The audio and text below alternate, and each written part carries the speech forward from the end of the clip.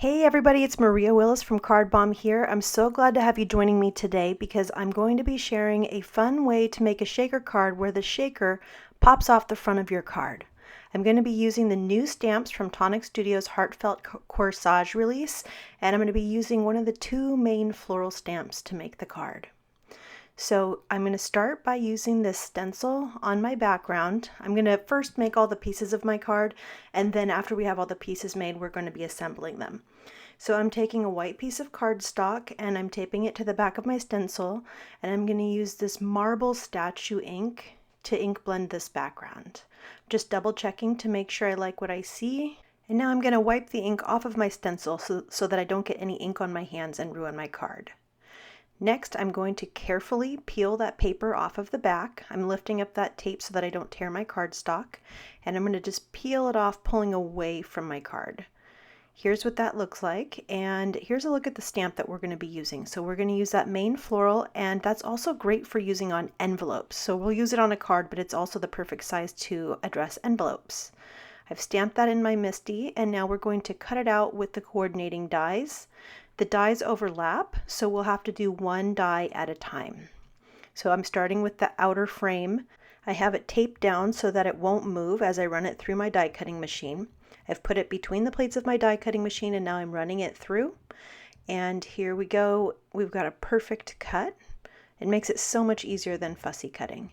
Now I'm going to put that rectangle in the center so that I can cut out the frame, and I'm putting the tape on the inside because the floral part is what I'm going to keep and that rectangle is going to be scrap. Now you're going to need to cut out 7 or 8 of those depending on what weight of cardstock you're using. You'll also need the full floral cut out of cardstock and one cut out of an acrylic sheet.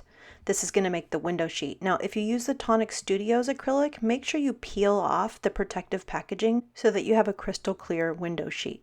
You'll also need one of the floral frames cut out of watercolor cardstock. Next, take that full floral frame cut out of cardstock and ink blend it with light blue ink. Then take any marker you have and put some ink splatters on it just for a little bit of texture in the background. Now we're going to watercolor the piece that's going to be the focal point of our card. I'm just adding some ink on my craft mat at the top, and I'm using a water brush pen to do the watercoloring. I have this sped up really fast because the watercoloring isn't the focus of this video. I really wanted to show you how to assemble this card, but I did also want to give you an idea of how I did the watercoloring. So I did the leaves in 2 colors of green, first adding the lighter color green and then the darker for shading.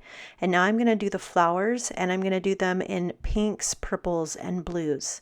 So again, I start with my lighter colors. I'm starting with the pink, and then to add shading in, I'm adding in blue, and then I'm going to go over to the other flowers and I'm going to do those in blue, and I'll add shading in pinks and purples. So when I'm done, this is what my piece looks like, and that's going to go right on the front of my card on the front of the shaker. So now let's take those 7 or 8 pieces that we've cut out. You need to cut out however many create the thickness that you want your shaker to be. So we are going to stack those on top of each other, and then they're going to be on top of that ink blended blue background. Then the next thing we're going to do is put the acrylic sheet on top of that. So everything's going to fit together like that.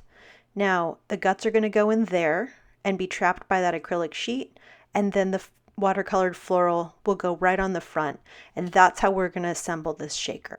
And then we'll glue that whole thing to the front of the card. So let's go ahead and take these back apart and put this shaker together permanently.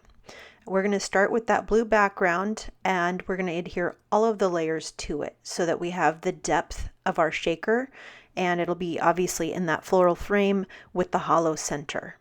As you put this together, take care to make sure that as you press the layers firmly together to make sure that they're adhered properly, that the liquid glue isn't squirting into the center of this shaker. If that happens, the shaker guts are going to stick to the insides of your shaker, and we want them to move freely, so just make sure it's clear of all liquid glue.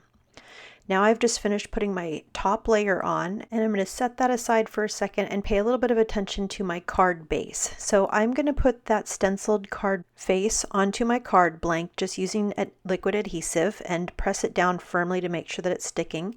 And then I decided that I wanted to put something fun on the back of the card, and there's an envelope stamp set, Happy Mail envelope stamp that's perfect for these.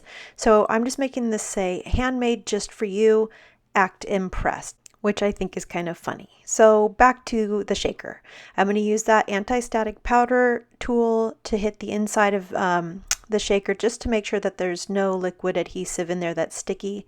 And now I'm going to use the scooping tool to put 2 scoops each of white glitter and these like opalescent triangle sequin bits from Tonic into the center. And then I'm using that anti-static tool again on my acrylic sheet.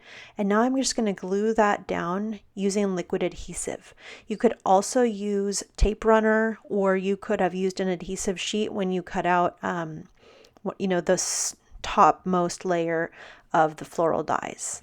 I'm pressing that down to make sure it's going to stick well, and just make sure you don't put too much liquid adhesive so that it squirts into the center.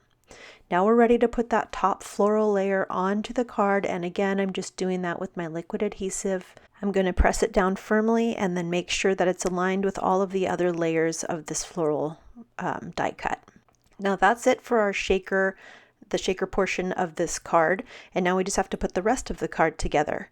So we're going to adhere that to the card base, making sure that it's centered right in the center of that card panel. After that's adhered, we need to work on a sentiment. So I've gone ahead and heat embossed these ahead of time, and I decided to use the happy birthday sentiment, but I want it to be a little more delicate, so I fussy cut it with my scissors. And now I've got some foam adhesive on the back, and I'm just going to use my craft pick to easily put it exactly where I want it and press it into place with my fingers so that it's stuck down. Now this looks pretty good to me, but I just wanted to add a little bit more detail to it. So I'm going to go ahead and grab my Dream Drops, which are my favorite drops. They have an opalescent, dreamy finish to them, and I'm just going to put those all over the card. I even put them on the acrylic window sheet, on top of the flowers, all over the background. In real time, it took me 5 minutes to apply all of those. So here is the finished card. If you liked this card video today, I hope that you'll subscribe to my channel and make sure that your notifications are turned on. Until next time, I hope you have a wonderful day. Bye, everybody.